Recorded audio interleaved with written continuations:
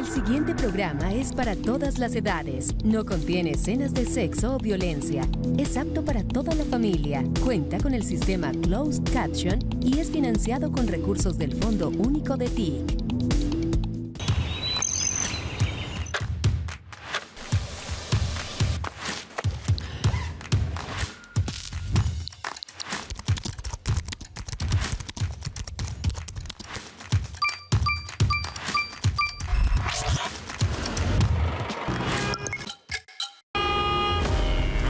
Ya es hora, y el lunes.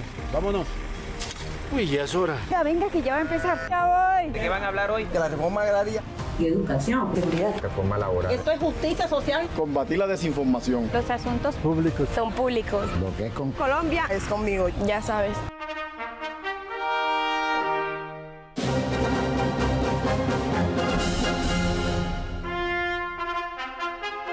En el gobierno del cambio, los asuntos públicos son públicos.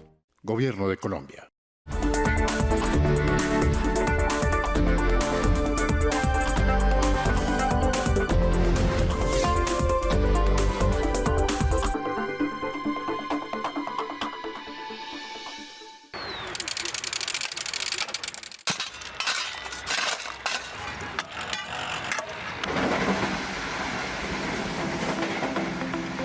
Estoy activo en la empresa, pues a través de las varias empresas que han habido desde el 2011. Lo que hemos venido viendo a través de estos tiempos, pues se ha visto que ha venido mejorando, ha venido creciendo, se ha venido incrementando. La reactivación de la vía férrea sería algo genial, no solamente para la región, sino para el país.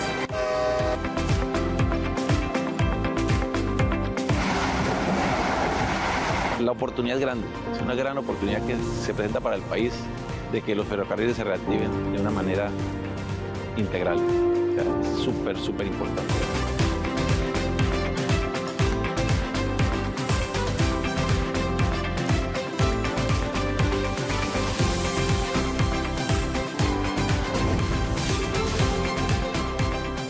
Este gobierno tiene una apuesta en materia de infraestructura distinta a lo que venían haciendo los gobiernos anteriores, a la inercia de los gobiernos anteriores, porque aquí hay una apuesta por llegar y conectar esos territorios de Colombia que han sido históricamente olvidados.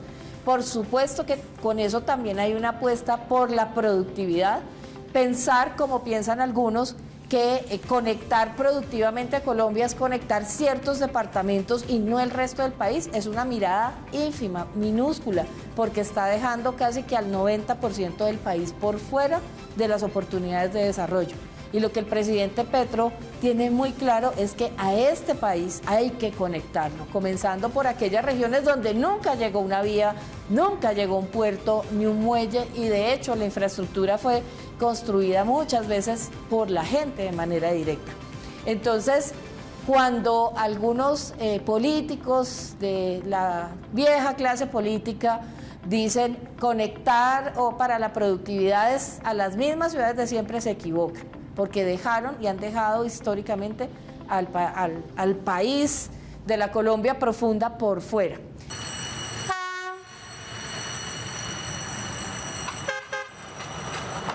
Y en esa meta del plan de desarrollo es muy importante el papel de una línea férrea que se llama Dorada-Chiriguaná, pero voy a empezar por otro dato.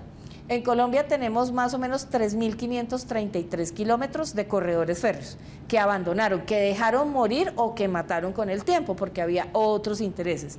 Mientras que los países productivos desarrollados conservaron e hicieron crecer sus trenes, aquí los dejaron en el olvido. 3.533 kilómetros, de los cuales operativamente solo dejaron funcionando 1.000.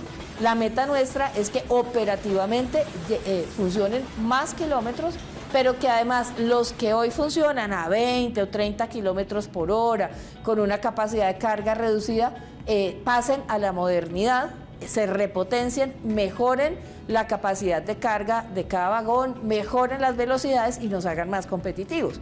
Con esto uno que logra que la carga que se genera en el centro del país, por ejemplo Bogotá, que es la mayor generadora de carga, logre en un tiempo reducido sacar todos esos productos por la vía del tren hacia el puerto de Santa Marta y hacia el puerto de Buenaventura. Vamos a conectar el Atlántico con el Pacífico por trenes, Santa Marta, Barranquilla, Cartagena, para que salgan productos por trenes con Buenaventura.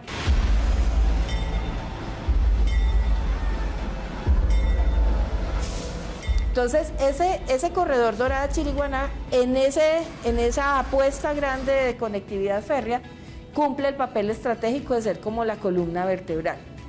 Primero porque son 526 kilómetros, es bastante. Y segundo porque justamente es el pedacito que ayuda a conectar el centro del país en carga con ese corredor a Chiriguaná, que en Chiriguaná se conecta hacia Santa Marta. Además del sistema férreo, entonces también trabajamos sobre la lógica de intermodalidad. Por eso aquí no corre peligro el transporte de carga tradicional por carretera, porque ellos, digamos, también van a ayudar a alimentar toda esta cadena logística. También cumplen un papel para, por ejemplo, llevar carga a La Dorada, para llevar carga de municipios de la región hacia Bogotá, hacia Cali, hacia Medellín, hacia las grandes ciudades donde también se despacha carga hacia los puertos, y porque son complementarios. Ahí se cometió un error que generó una limitación, sin embargo, logramos subsanarla. Y es que, a pesar de que el presidente dio la directriz de que los trenes debían también movilizar pasajeros, y más ahí en La Dorada, Chiriguaná, usted habla con los habitantes de Honda, de Puerto Salgar, etcétera, son 25 municipios que se van a beneficiar, 5 departamentos. La gente tiene el recuerdo de los trenes. Cuando llegué este año, pues ya encontré el proyecto así, y pues uno no puede tampoco echar para atrás este tipo de proyectos. Hubiera sido irresponsable, tocaba seguir adelante, y eso se subsanó con una cláusula que se llama Open Access, que permite que el operador de la línea férrea contrate o logre habilitar servicios para pasajeros. Claro, no es lo mismo que si hubiéramos diseñado plataformas y demás elementos desde el principio también para pasajeros, pero al menos con esto queda habilitada esa posibilidad. Entonces es un camino un poco como poniéndole ahí una curita a esa herida que dejaron mal hecha, pero bueno, pero logramos que se garantice que sí se pueda prestar el servicio de pasajeros. Primero habría que decir que antes del 2024, las mejores cifras que había tenido este corredor en materia de carga eran 60.000, 80.000 toneladas, y que en el 2024 eso se multiplicó. Ha crecido la capacidad de carga del corredor, como en general, un dato que no se muestra en los medios, que no lo mencionan los gremios en público, porque en privado sí se reconoce que hay una mayor actividad productiva, es que la carga en todos los puertos, aeropuertos y demás elementos de la plataforma logística de carga o de la logística de carga, la carga ha aumentado. Nosotros tenemos informes de la Superintendencia de Transporte que muestra cómo en Barranquilla, en Buenaventura, en los demás puertos de exportación del país, la carga ha aumentado significativamente. Entonces también pasó en este corredor férreo, y la proyección es que, por supuesto, esto se multiplique hasta por 20 en el mediano plazo. O sea que en un mediano plazo estemos hablando de que por ese corredor Dorada-Chiriguaná, si seguimos construyendo esa red, llegue a movilizar 5 millones de toneladas al año, que es una cifra impresionante. Estamos esperando que verdaderamente llegue nuevamente tecnología, trenes nuevos, equipos nuevos, que se corran no un tren diario, sino muchos trenes diarios, que aprovechen este recurso, que se aproveche el recurso que existe en La Dorada, ese punto estratégico que es La Dorada Caldas, donde usted puede traer las cargas y repartirlas Manizales, Ibagué, Bogotá, Medellín. Es un centro, es que La Dorada es el centro del país, y aquí puede usted concentrar las grandes cargas y mandarlas a cualquier parte del país.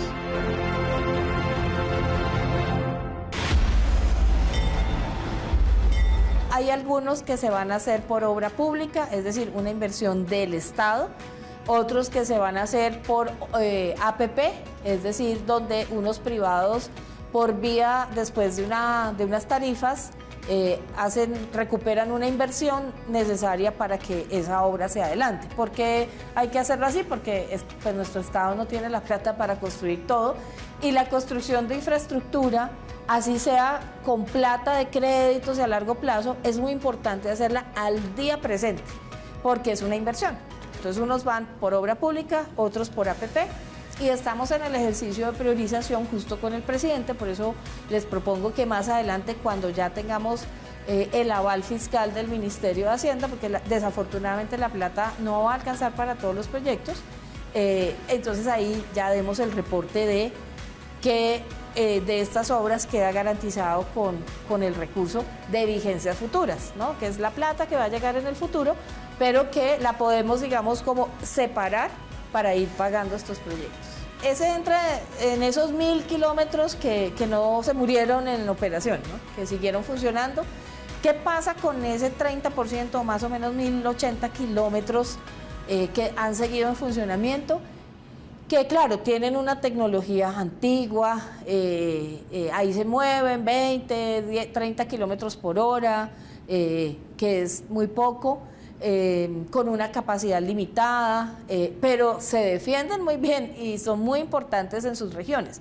Lo mismo en Bogotá, Belencito, ahí hay una inversión, un contrato de 180.000 millones de pesos que va en 65% de ejecución y se termina en 2026. Entonces, en ese momento, antes de ese momento, habrá que sacar otro proceso para que se siga operando. Pero ahí hay una inversión pública. Y otra inversión que es distinta, no es para la operación cotidiana, sino para volverlo más moderno, es de 156.000 millones de pesos, que es para ponerle unos rieles más potentes, para hacer que se mueva más rápido y que cada vagón por metro cuadrado pues tenga más capacidad de transportar carga. Para quienes dicen que este gobierno no ha invertido en infraestructura para la productividad, les presento, entre otros, estos dos proyectos que, por supuesto, sí generan esa mejora productiva. Lo que pasa es que aún algunos siguen sin querer ver los trenes y su importancia. Y en particular, es un proyecto de continuidad. ¿Por qué? Porque así se hace infraestructura. Nosotros tampoco nos podemos inventar de un día para otro un montón de iniciativas. No, los países van madurando proyectos, ¿sí? Tenemos una ley 80 que en algunas cosas es muy, por supuesto, muy útil, siempre hay que cumplirla, pero en otras hace que se ralenticen los procesos y tenemos otros temas de gestión que hace que construir infraestructura en Colombia se vuelva como una tragedia, una cosa de una dificultad enorme que tiene que cambiar y eso hay que modernizarlo, pero también es necesaria la continuidad en cosas que son claves y el gobierno no ha sido sectario absolutamente para nada en esto y el presidente pues menos. Hay proyectos que hay que garantizar que se sigan haciendo y el Regiotram es uno de estos, porque me van a decir algunos, pero es que eso era un contrato 2020, entonces le debemos todo el favor a los que en 2020 firmaron. No, primero, aquí no se deben favores, esto es una obligación del Estado, y segundo, 2020 y estamos en 2025 y no se avanzó en la construcción de ese corredor férreo. ¿Qué ha hecho este gobierno? Autorizó un ajuste tarifario para sacar un recurso y poder financiar eso. Y el gobernador de Cundinamarca lo sabe y de hecho expresa permanentemente su gratitud con el gobierno nacional que se ha empeñado en ayudar a sacar este proyecto adelante. Había un problema o unas exigencias sobre el tema del licenciamiento ambiental, hubo en su momento el pronunciamiento del sector ambiente que facilitó continuar con el proyecto.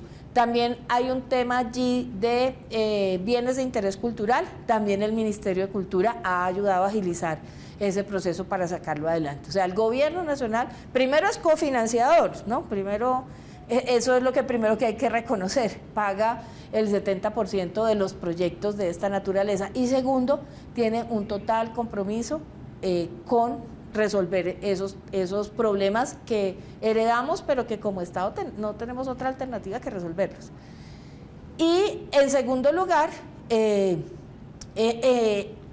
logramos, junto con la empresa férrea regional y con la gobernación de Cundinamarca, empezar una etapa que era fundamental y que se había demorado 5 años, que es ya toda la construcción de ese corredor férreo en trocha estándar, un tren moderno 100% eléctrico que va a permitir que todos estos viajeros de Facatativá, Madrid, Mosquera, Funza, logren reducir en 60% el recorrido.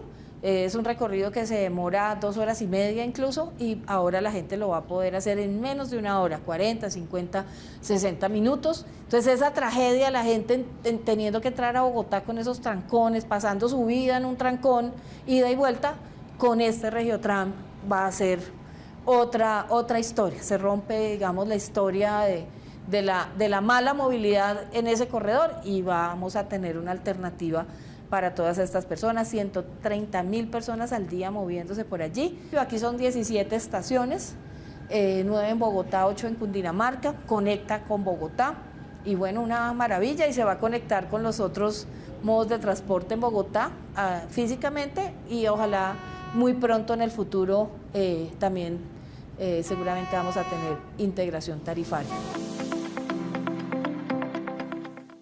Yo creo que no solo en el sistema férreo, sino en general en la expectativa que este país está generando en el mundo, porque además, si algo tiene claro el presidente de la República es que se ha jugado un papel de liderazgo a nivel mundial. Siempre se ha pedido, y es que Colombia diversifique sus relaciones, que digamos exija también más reciprocidad con ciertos países con quienes a veces hemos sentido que hemos doblegado nuestros intereses en aras de quedar bien con ciertos polos de desarrollo. Tenemos por nuestros recursos naturales, nuestra creatividad, nuestra diversidad y la capacidad que tenemos los colombianos y colombianas de trabajar y de generar productividad a pesar de la adversidad, esa resiliencia que tenemos, una oportunidad muy grande para llevar muchos proyectos, para atraer muchas inversiones, y hay un interés, yo creo que inusitado. Uno viaja, por ejemplo, este viaje que hicimos a China, yo hice una invitación a través de ProColombia a empresas chinas en infraestructura para contarles de nuestros proyectos. Ahorita con el ingreso de Colombia al nuevo Banco de Desarrollo, al Banco de los BRICS, justo un mes antes de eso estuvimos allá, y al presidente Petro lo recibió la directora del banco, que es la expresidenta de Brasil, Dilma Rousseff. Con ella en particular, por ejemplo, con un interés también muy fuerte en financiar proyectos férreos, este proyecto del tren interoceánico que conecta el Pacífico con el Atlántico y otros proyectos. Yo personalmente tuve la oportunidad de contarle muy rápido de qué se trataba. Y eso es como lo que está pasando en el mundo. Tenemos invitaciones para Turquía, para Qatar, para Emiratos Árabes, para la Unión Europea, para acá América Latina. Esa es la línea férrea, esa es toda nuestra línea férrea que es más, ya no es solo el Caribe, ¿cierto? Porque el presidente nos ha pedido, y ya empezamos esa conversación y esa negociación, que hablemos con la empresa del Cerrejón, porque allá hay un tren que se ha utilizado toda la vida y solo para carga. Entonces estamos trabajando con ellos y como es una concesión que termina, para que ese tren pueda llegar a habilitarse y ser parte de toda esa red férrea. O sea, ya ni siquiera estamos hablando que Buenaventura se conecte con Santa Marta, Barranquilla, Cartagena, sino también hasta arriba La Guajira en Bahía Portete. Entonces es toda una red que termina conectando esa zona del norte del país, que baja este corredor Santa Marta-Chiriguaná, Chiriguaná-Dorada, que se conecta con el corredor férreo central, que se conecta con Bogotá-Belencito, que entra, digamos, que atraviesa la cordillera, que luego se conecta con el Pacífico, Yumbo-Caimalito, que se conecta con el corredor férreo del Pacífico, que además se va a nutrir también con Regiotram, con trenes de cercanías en algunas ciudades, y que hacia el lado de los llanos orientales también tendrá un ramal importante, que será el de Andes-Orinoquia, y la gente del llano quiere que llegue hasta Puerto Carreño. O sea, ese es el plan que hay que dejar trazado. Eso no lo hacen solo un presidente, no lo hacen solo 4 años de gobierno, que es un plan que debe tener continuidad, sea quien llegue al gobierno. El tren interoceánico, yo siempre cuento esto porque lo descubrí en un libro de trenes que por aquí debo tener.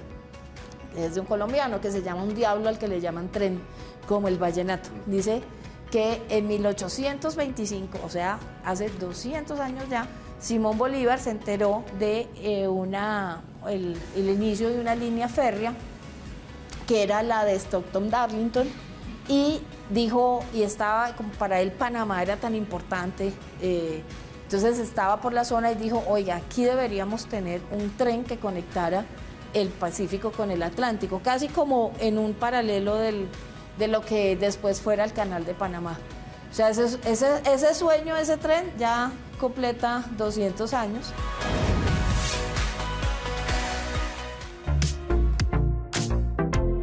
También nosotros los pescadores hemos despertado de que el río Magdalena hay que cuidarlo, de que el Magdalena hay que conservarlo, de que hay que cuidar las especies nativas y hay que comenzar a darle descanso al río y comenzar a hacer obras tan grandes como estas. Un muelle flotante que acaban de traer al puerto de Caracolí, ubicado en Honda, Tolima, nos beneficia a todos. Haremos todo lo posible y todo lo que tengamos a nuestro alcance para sacarle todo el jugo a este muelle flotante. Una de las ventajas de invertir pues, en todas estas regiones es que se ayuda a reducir esas brechas. Cuando uno ve los mapas de Colombia donde se ha invertido en infraestructura históricamente, casi que usted puede trazar una línea así medio transversal y de aquí hacia arriba se ha invertido toda la vida. De aquí hacia abajo se ha dejado en el olvido toda la vida y junto al Pacífico. ¿Qué estamos haciendo nosotros? Invertir en alguna medida, porque no hemos dejado de hacer en esto otro, ¿no? Las inversiones en Antioquia son las más grandes que tiene el sector de infraestructura en el país. No hemos dejado de hacer arriba, pero sí estamos dedicando un recurso importante para invertir en esa media Colombia totalmente olvidada en materia de infraestructura. 335.000 millones de pesos para puertos, en la Amazonia, la Orinoquia, en el Pacífico, en Bojayá, Beté, embarcaderos y muelles que cambian la vida de la gente, que hacen que con dignidad la gente pueda entrar y salir de su municipio por vía fluvial, que en muchos casos es la única opción para salir o para entrar, en lugares como Tumaco, en el Meta, Puerto Concordia, bueno, en fin, digamos, han sido...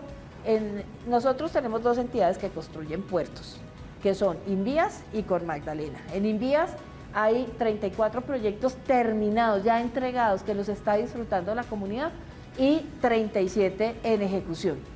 En el caso de Cor Magdalena hay 12 terminados y 5 en ejecución. Cor Magdalena, sobre todo, pues es, como su nombre lo indica, en la cuenca del río Magdalena, mucho en Bolívar y toda esta zona. Es decir, 88 proyectos que o ya se entregaron o se están ejecutando. O sea, vamos cumpliendo la meta.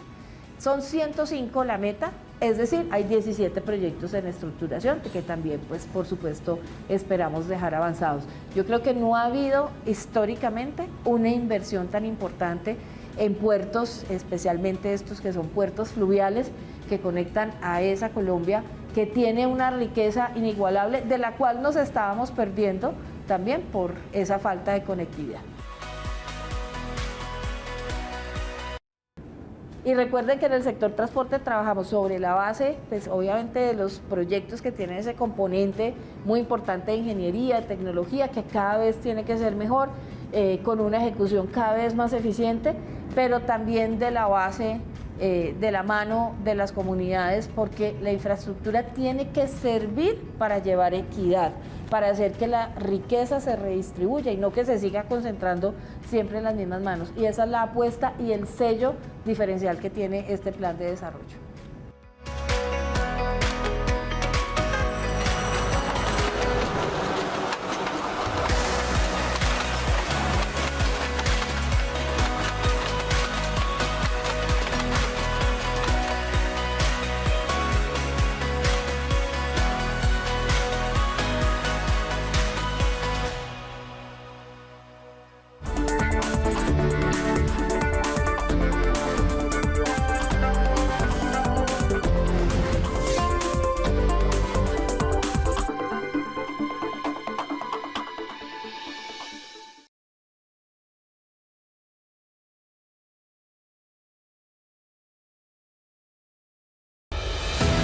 La reforma laboral es un triunfo colectivo.